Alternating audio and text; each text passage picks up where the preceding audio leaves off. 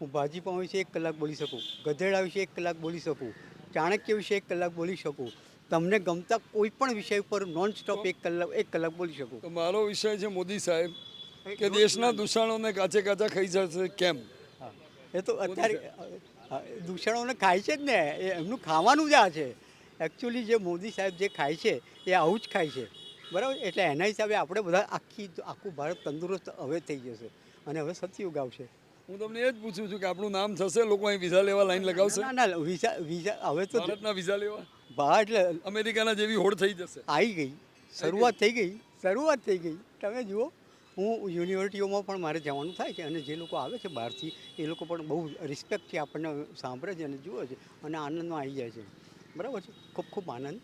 આવનારા દરેક દિવસો તમારા આખા વિશ્વના સારા જાય એવી શુભેચ્છા સાથે આપણે હવે રજા લઈએ.